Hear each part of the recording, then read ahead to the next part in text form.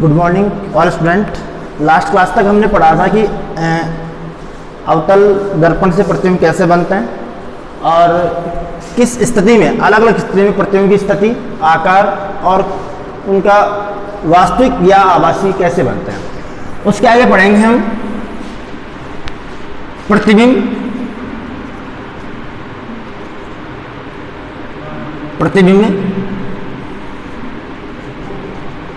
निर्माण के लिए चिन्ह परिपाटी। भाई जब भी हम प्रतिबिंब निर्माण करेंगे उस प्रतिबिंब निर्माण में हम उसकी फोकस दूरी निकालेंगे, वक्रता त्रिज्या निकालेंगे, या ऐसे कहें कि हम उसमें उसकी बिंब दूरी और प्रतिबिंब दूरी निकालें, तो उसके लिए कौन कौन से चिन्ह परिपाटी हमें यूज करने होते हैं। देखो हमने क्या किया, एक मिरर बनाया और ये कौन सा मिरर है, कॉन्वेक्स मिरर है। इसे हम कहेंगे अवतल दर्पण। इसकी ऊपरी सतह पर मैंने क्या कर दिया, परावर्तक पदार्थ का लेप कर दिया, पॉलिश कर दिया। जब इस पर पॉलिश किया, यहां पर मैंने क्या बना दिया, मुख्य अक्ष बना दिया। भाई क्या बना दिया, मुख्य अक्ष। ये इसका ध्रुव बिंदु P हो गया और ये इसका वक्रता केंद्र क्या हो गया, C हो गया। ठीक है, अब इसमें क्या होता है कि ध्रुव बिंदु P होता है, ये मुख्य अक्ष है। ऐसे कह सकते हैं कि यदि इस वक्रता केंद्र को मूल बिंदु मान के चलो तो इधर से कौन सा हो गया, धनात्मक एक्स दिशा हो गई। ये तो कौन सी हो गई, धनात्मक अक्ष दिशा हो गई। इस ध्रुव से इधर धनात्मक अक्ष दिशा हो गई और इधर कौन सी हो गई, ऋणात्मक अक्ष दिशा हो गई। ठीक है, उसके बाद में ये जो मुख्य अक्ष है, मुख्य अक्ष के जस्ट ऊपर की ओर, मतलब प्लस y दिशा, धनात्मक y दिशा हो गई और ये कौन सी होगी, ऋणात्मक y दिशा हो गई। मतलब ये हुआ कि हम इसके कार्तीय रूप में इसकी क्या लेंगे, एक चिन्ह परिपाटी लेंगे।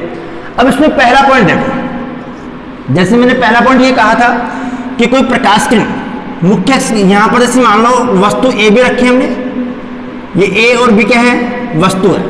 इसकी ऊंचाई कितनी है, h ऊंचाई है। यहां से प्रकाश किरण आ रही है और मुख्य अक्ष की क्या हो रही है, समांतर आ रही है। ये मुख्य अक्ष है और ये प्रकाश किरण, आपतित प्रकाश किरण से हम कह सकते हैं आपतित प्रकाश किरण, और ये क्या हो गया, मुख्य अक्ष हो गया। ये परावर्तन के पश्चात कहां से गुजरेगी, फोकस बिंदु से गुजरेगी। कहां से गुजरेगी भाई, फोकस बिंदु F से गुजरेगी। जब ये F से गुजर रही है, फोकस बिंदु F से गुजर रही है, तो यहां से और यहां की दूरी को हम लेंगे U। क्या लेंगे, U दूरी लेंगे। फिर हमने कहा कि एक प्रतिबिंब ने कहा कि दूसरी प्रकाश किरण इसके वक्रता केंद्र C से गुजरेगी और परावर्तन के पश्चात पुनः उसी पथ पर लौट जाएगी। क्यों, क्योंकि ये दर्पण के अभिलंबित क्या हो रही है, आपतित हो रही है। क्लियर। तीसरी प्रकाश किरण मैंने ये दर्शा दी इसमें कि ये ध्रुव पर आपतन कोण I के साथ में आपतित होती है और उसी कोण के साथ में क्या होती है भाई, परावर्तित हो जाती है। यानी कि जितने कोण के साथ में आपतित होगी उतने कोण के साथ में क्या होगी, परावर्तित होगी।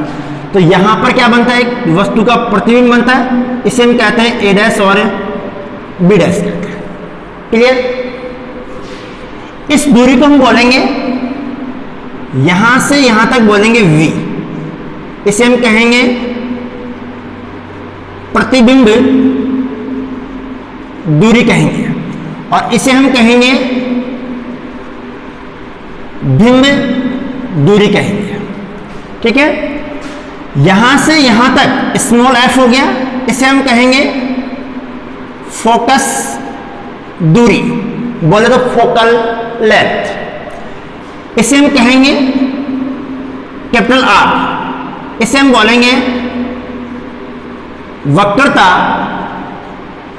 त्रिज्या, रेडियस ऑफ कर्वेचर। ठीक है, अब देखो नियम नंबर 1, चिन्ह परिपाटी का नियम क्या कहता है। जैसे मान लो ये आपतित प्रकाश किरण है, हमेशा जब भी हम दूरी मापने का काम करते हैं तो इस ध्रुव बिंदु P से करते हैं। यदि आपतित प्रकाश किरण की दिशा में कोई दूरी मापते हैं, मतलब जैसे क्या हुआ कि ये बी से पी की ओर आ रही है दिशा ऐसे, और इस दिशा में दूरी माप रहे हैं, तो वह दूरी हमेशा कैसे लेंगे? पॉजिटिव लेंगे, धनात्मक लेंगे। और यदि इसके विपरीत दिशा में दूरी माप रहे हैं तो वह कैसे लेंगे? नेगेटिव लेंगे। कौन से लेंगे? नेगेटिव। अब देखो कैसे हुआ, इसमें है बिंब दूरी। कौन सी है? बिंब दूरी,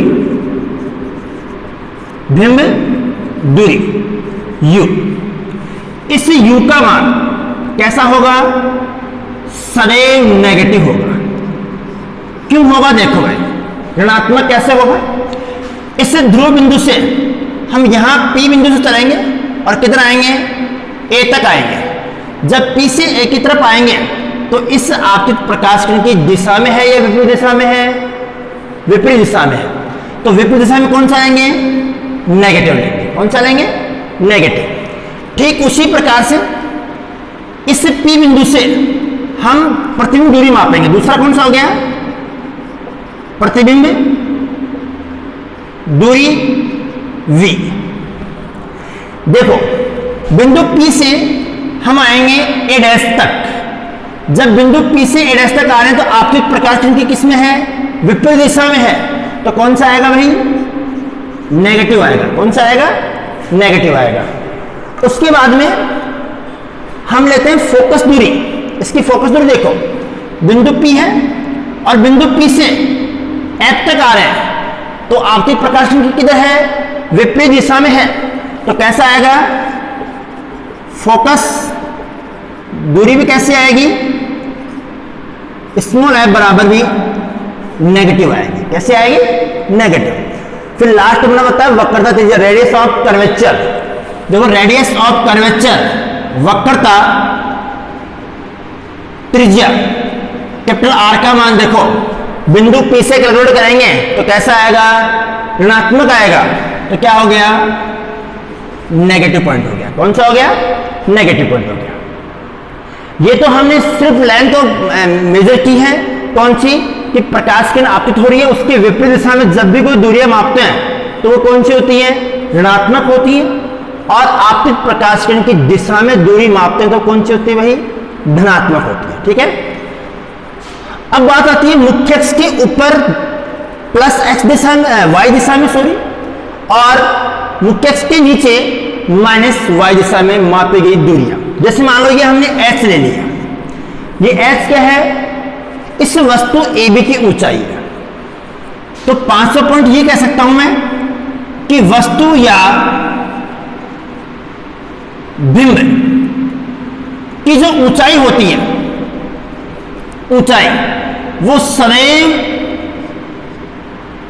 पॉजिटिव होती है। कैसे होती है? देखो, पॉजिटिव, इसका भी एक रीजन होता है भाई। कैसे होती है? ये मुख्य अक्ष है और मुख्य अक्ष के ऊपर की ओर जितनी भी दूरियां होंगी वो सारी क्या होंगी? धनात्मक होंगी। क्लियर? दूसरा पॉइंट, जैसे मान लो ये h' इसकी क्या है? प्रतिबिंब की ऊंचाई है। 6 नंबर पॉइंट ये कह सकता हूं कि प्रतिबिंब या छाया चित्र या मिरर की ऊंचाई सदैव नेगेटिव होती है। सदैव क्या होती है? नेगेटिव होती है। बट इसमें एक स्टार पॉइंट ये कह सकते हैं कि प्रतिबिंब वास्तविक होना चाहिए, आभासी नहीं होना चाहिए। यदि प्रतिबिंब आभासी होगा तो उस प्रतिबिंब का जो ऊंचाई होगी वो मुख्य अक्ष के ऊपर की ओर होगी, वो भी क्या होगी? धनात्मक होगी। मतलब ये कह सकता हूं कि आभासी प्रतिबिंब की ऊंचाई क्या होती है भाई? धनात्मक होती है, पॉजिटिव होती है। क्योंकि आभासी जब प्रतिबिंब बनेगा तो मुख्य अक्ष के कहां बनेगा? ऊपर की ओर बनेगा, और मुख्य अक्ष के ऊपर की ओर बनेगा तो उसकी जो ऊंचाई होगी कैसी होगी? धनात्मक होगी। क्लियर? अब इसी पॉइंट में मैं आपको एक पॉइंट और क्लियर कर दूं कि कभी भी पर्दे पर आभासी प्रतिबिंबों को नहीं देखा जाता, नहीं देखा जा सकता है। केवल वास्तविक प्रतिबिंबों को ही पर्दे पर देखा जा सकता है। मतलब ये कह सकते हैं कि जो भी हमारे पास में छायाचित्र होते हैं, दृश्य होते हैं, वो कैसे होते हैं? वास्तविक होते हैं, आभासी नहीं होते। ये कह दें कि सदैव जो छायाचित्र होते हैं, प्रतिबिंब होते हैं, वो सदैव कौन से होते हैं? वास्तविक होते हैं, आभासी नहीं होते। अब इसमें आपको मैं एक क्वेश्चन ये पूछूं कि हमने प्लेन मिरर लिया था, प्लेन मिरर लिया था मतलब समतल दर्पण लिया था। इस समतल दर्पण में बनने वाला प्रतिबिंब क्या था? आभासी था, सीधा था, और दायां भाग बाएं तरफ, बायां भाग दाएं तरफ था। तो मैं ये कह सकता हूं क्या इसमें कि समतल दर्पण द्वारा बने जो प्रतिबिंब होते हैं, उन प्रतिबिंबों को कभी भी पर्दे पर प्राप्त नहीं कर सकते। क्लियर? चिन्ह परिपाटी क्लियर? आगे पढ़ते हैं।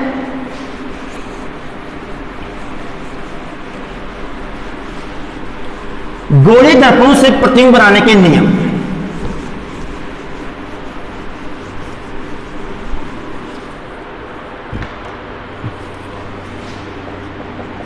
गोलीय दर्पणों से प्रतिबिंब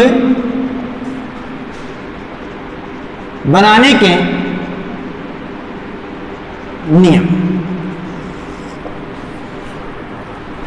इन नियम पढ़ने से पहले मैं एक बात तो आपको क्लियर और कर दूं कि हमारे पास गोलीय दर्पण क्या होते हैं? दो होते हैं। एक होता है कॉन्वेक्स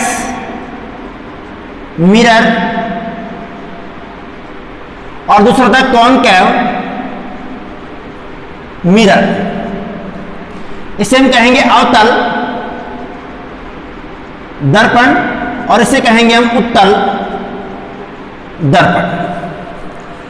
हम ये कह सकते हैं कि उत्तल दर्पण द्वारा, सॉरी, अवतल दर्पण द्वारा जो प्रतिबिंब बनते हैं वो मैक्सिमम स्थिति में वास्तविक बनते हैं। कैसे बनते हैं?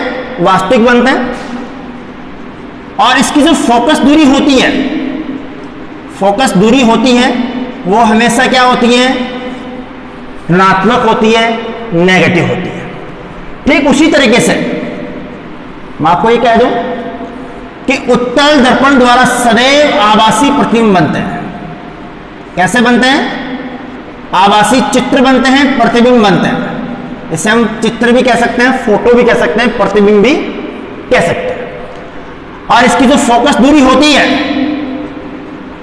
फोकस दूरी सदैव धनात्मक होती है।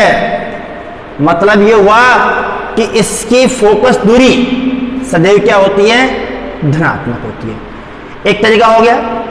दूसरा तरीका हम ये भी कह सकते हैं कि इसमें प्रतिबिंब दूरी भी क्या होती है? धनात्मक होती है। इसमें क्या होती है? ऋणात्मक होती है। इसमें एक रेयर केस होता है, जो केस कौन सा है? हमने पढ़ा था कि यदि वस्तु फोकस दूरी, सॉरी, फोकस बिंदु और ध्रुव के मध्य हो, ये पढ़ा था हमने। ऐसे ये दर्पण लिया था और इस दर्पण में हमने क्या पढ़ा था? ये पढ़ा था, ये F माना था, ये P माना था।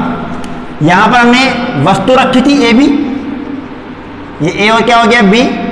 आपतित प्रकाश किरण आई, परावर्तन के पश्चात फोकस से गुजर गई, दूसरी प्रकाश किरण ध्रुव पर आपतित हुई, उसी कोण के साथ में क्या हो गई? परावर्तित हो गई। यानी कि ये परावर्तित प्रकाश किरणें, इनको यदि मैं पीछे क्यों बढ़ाऊं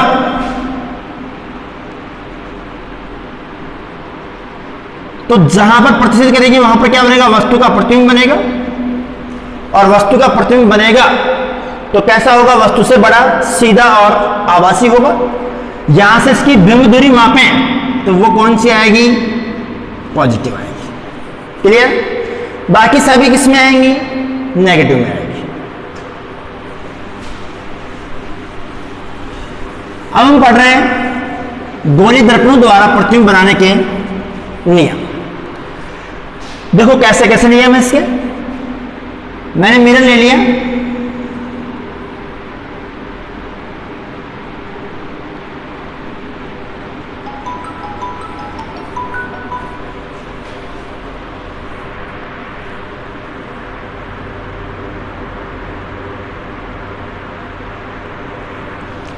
इसमें मैंने कॉन्वेक्स मिरर ले लिया। ये मैंने क्या बनाया है, मुख्य अक्ष बना दिया, ध्रुव बिंदु P हो गया, ये वक्रता के अंदर क्या हो गया, C हो गया। पहला नियम, नियम नंबर 1 क्या कहता है इसका, नियम 1 पहला नियम ये कहता है कि जब भी, चाहे कोई सा दर्पण हो, जब भी कोई प्रकाश किरण मुख्य अक्ष के समांतर आपतित होती है, जब भी कोई प्रकाश किरण मुख्य अक्ष से समांतर आपतित होती है, तो दर्पण से टकराने के पश्चात परावर्तित होकर दर्पण के मुख्य फोकस बिंदु से गुजरती हुई प्रतीत होती है या गुजरती है। हमेशा ये ध्यान रखना, जब गुजरती हुई प्रतीत होती है तो इस स्थिति में बनने वाला जो प्रतिबिंब होता है, छाया चित्र होता है, वो होता है आभासी। कौन सा होता है, आभासी। और जब गुजरती है तो वो होता है वास्तविक। ये गुजर रही है तो ये तो क्या हो गया, वास्तविक हो गया। मैंने दूसरा प्रतिबिंब बना दिया इसमें,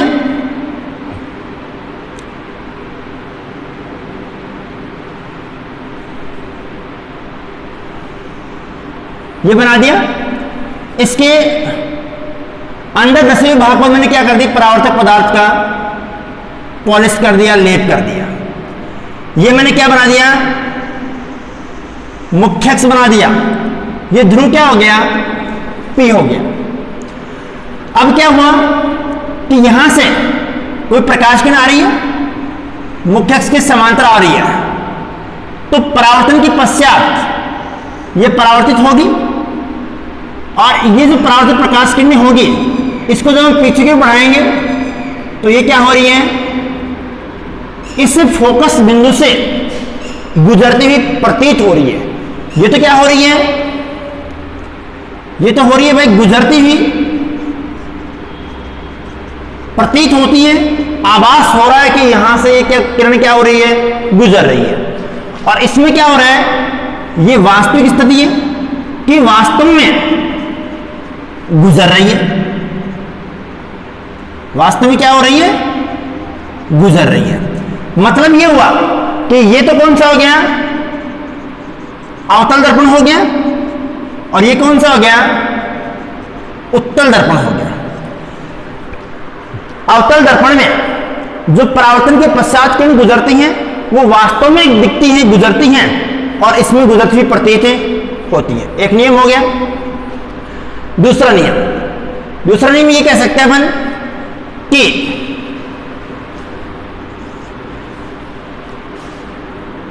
आपतित प्रकाश किरण ध्रुव पर P पर जिस आपतन कोण के साथ आपतित होती हैं, उतने ही परावर्तन कोण के साथ परावर्तित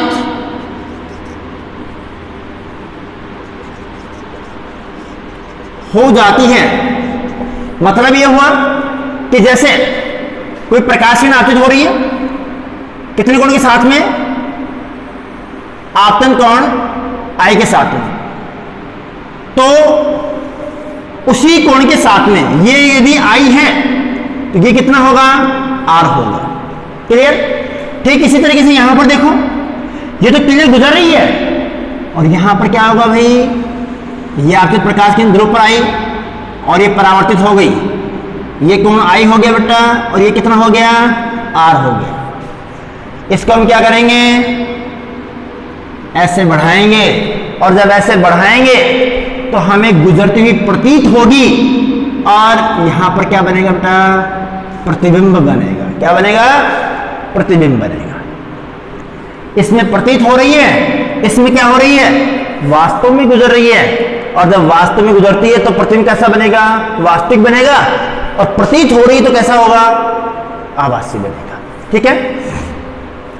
फिर तीसरा पॉइंट हम ये कह सकते हैं कि जब भी कोई प्रकाश किरण, मान लो जब भी कोई प्रकाश किरण मुख्य फोकस बिंदु से दर्पण पर आपतित होती है, जैसे मान लो ये प्रकाश किरण आ रही है, ये प्रकाश किरण आई और कहां से, मुख्य फोकस बिंदु से गुजर रही है, तो परावर्तन के पश्चात वह प्रकाश किरण मुख्य अक्ष के समांतर हो जाती है। तीसरा नियम ये कह सकते हैं कि यदि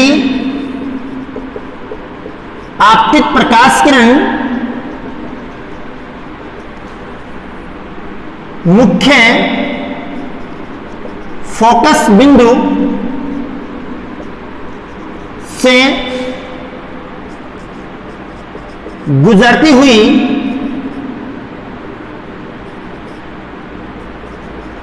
दर्पण पर आपतित होती है, तो परावर्तन के पश्चात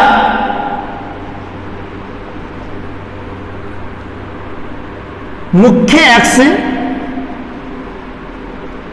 के समांतर हो जाती है,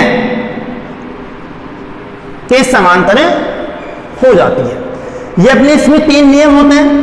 पहला नियम तो ये कह दिया हमने, पहला नियम क्या हुआ कि जब भी कोई प्रकाश किरण मुख्य अक्ष के समांतर आपतित होती है तो परावर्तन के पश्चात मुख्य फोकस बिंदु से गुजरती है या गुजरती प्रतीत होती है। दूसरा हमने ये कहा कि जब कोई प्रकाश किरण दर्पण के ध्रुव बिंदु पर आपतन कोण I के साथ में आपतित होती है, तो उतने ही कोणों के साथ में क्या होती है, परावर्तित होती है, और यह परावर्तित होती है, प्रतीत होती है। तीसरा नियम ये कह सकते हैं कि जब कोई प्रकाश किरण दर्पण के मुख्य अक्ष के होकर गुजरती है, मुख्य फोकस बिंदु से होकर गुजरती है, तो परावर्तन के पश्चात मुख्य अक्ष के समांतर हो जाती है। ये कह दिया। अब इसमें ये कह सकते हैं अपन कि यहां से ये 3 नियम बन गए, और इसमें भी कितने नियम हो गए, 3 नियम हो गए। ठीक है।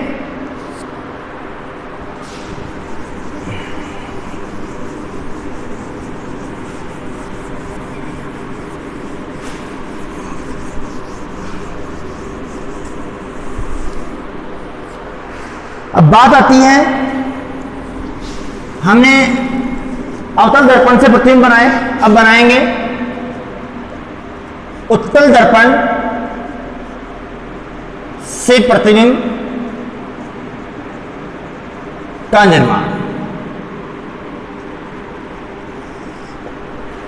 देखो भाई, हमने वो स्थिति बनाएंगे, क्रम संख्या, वस्तु की स्थिति,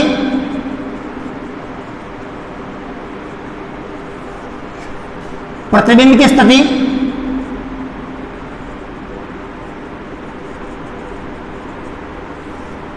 आकार और स्थिति। इसमें हम पहला पॉइंट लेके चलेंगे कि जब वस्तु अनंत व ऐप के मध्य कहीं पर भी स्थित हो, तो उसका जो प्रतिबिंब बनेगा, जो कहां पर बनेगा, बना के दिखा रहे हैं। ये हमने दर्पण ले लिया, इसके हमने क्या कर दी, पॉलिश कर दी, ये मुख्य अक्ष बना दिया। ठीक है। यहां पर मैंने इसको क्या मान लिया, एफ, और इधर क्या है अनंत। यहां से हमने क्या रखी, एक वस्तु रखी ए बी। वस्तु रख ली ए बी। पहली प्रकाश किरण मुख्य अक्ष की क्या होगी, समांतर आपतित होगी। तो परावर्तन के पश्चात कहां से गुजरेगी भाई, मुख्य फोकस बिंदु से गुजरेगी। इस परावर्तित प्रकाश किरण को हम पीछे की ओर बढ़ाएंगे। क्या कर लिया हमने, पीछे की ओर बढ़ाया। दूसरी प्रकाश किरण ध्रुव पर आपतन कोण आई के साथ में क्या होती है, आपतित होती है, और परावर्तन के पश्चात उसी कोण के साथ में क्या हो जाती है, परावर्तित हो जाती है। तो ये क्या हो गया, आप परावर्तन कोण आर। इससे परावर्तित प्रकाश किरण को मैंने क्या कर दिया, पीछे की ओर बढ़ा दिया। ये कहां पर बनती हैं, एफ पर बनती है। कहां पर बनती है, एफ पर। तो ये जो प्रतिबिंब बनता है वो वस्तु से बड़ा बनता है, सीधा बनता है, और कैसा बनता है, आभासी बनता है। क्या होगा, वस्तु से बड़ा, सीधा और आभासी। क्लियर। कहां पर बनेगा, एफ पर बनेगा, दर्पण के पीछे बनेगा। ठीक है। अगली स्थिति देखो। अगली स्थिति में ये कह सकता हूं कि जब वस्तु फोकस बिंदु और ध्रुव के मध्य स्थित हो, जब वस्तु फोकस बिंदु और ध्रुव के मध्य स्थित हो, जब वस्तु एफ व पी के मध्य स्थित हो, तो क्या हो गया, देखो ये मैंने मिरर बनाया,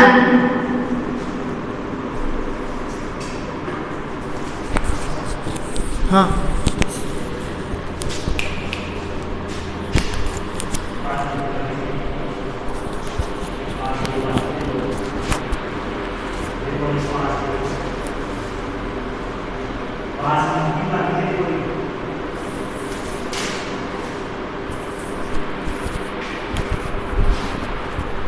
इसमें मैंने क्या बना दिया, मुख्य अक्ष बना दिया। ये ध्रुव क्या हो गया, P हो गया। इस ध्रुव P से हमने क्या माना, ये F हो गया। यहां पर हमने वस्तु की स्थिति मान ली, इसके मध्य कहीं पर मान लिया A और B हो गया। ये B और ये क्या हो गया, A हो गया। ठीक है। यहां से हमें प्रकाश की आपतित करवाई किसके, मुख्य अक्ष के समांतर। तो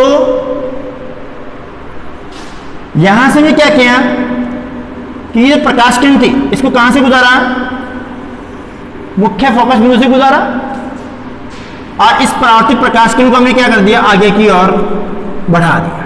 क्लियर। फिर इस बिंदु P से हमने एक प्रकाश किरण को ध्रुव पर आपतित करवाया, और उसी कोण के साथ में क्या करवा दिया, परावर्तित करवा दिया। इस परावर्तित प्रकाश किरण को हमने क्या किया, पीछे की ओर बढ़ाया, और जहां पर ये दोनों परावर्तित प्रकाश किरण को पीछे की ओर बढ़ाने पर ये प्रतिच्छेदित होती हैं या होती हुई प्रतीत होती हैं, वहां पर क्या बनेगा, वस्तु का प्रतिबिंब बनेगा A' और B'। कहां के मध्य बनेगा, ये P व F के मध्य बनेगा, सीधा बनेगा, वस्तु से बड़ा बनेगा और आभासी बनेगा। मतलब मैं ये कह सकता हूं कि इन दोनों स्थितियों में, इसमें दो स्थितियां होती है, और दोनों स्थितियों में उत्तल दर्पण द्वारा जो प्रतिबिंब बनता है, उस प्रतिबिंब का निर्माण सीधा होता है, वस्तु से बड़ा होता है और आभासी होता है। क्लियर। अब हम पढ़ेंगे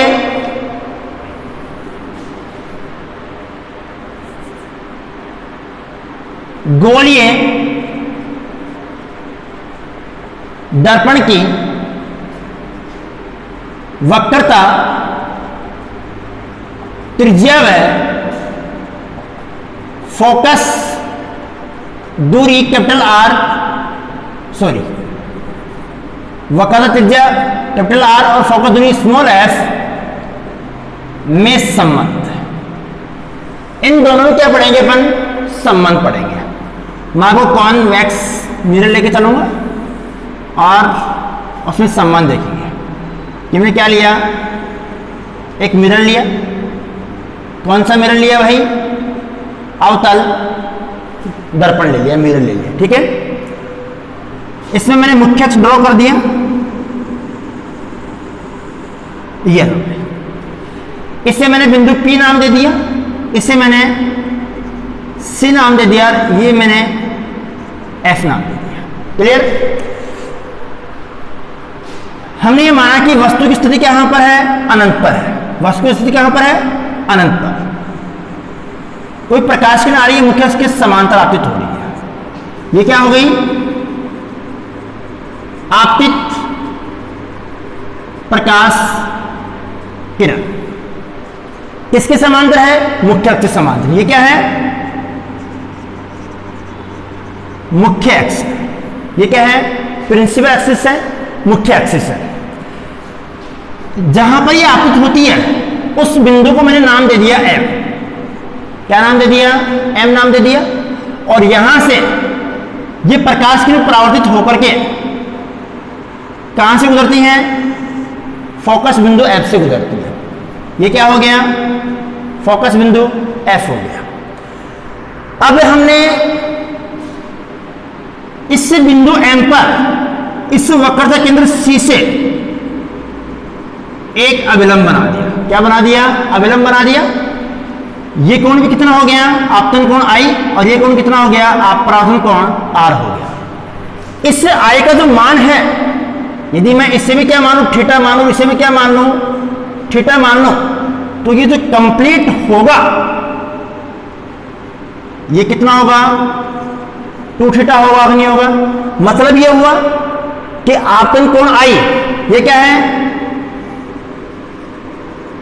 आपतन कोण, और ये क्या है? परावर्तन कोण। इस आपतन कोण को मैंने थीटा माना, थीटा कोण पर आपतित हो रहा है, तो परावर्तन कितने पर होगा? थीटा पर ही होगा। क्लियर? तो दोनों कोणों का योग थीटा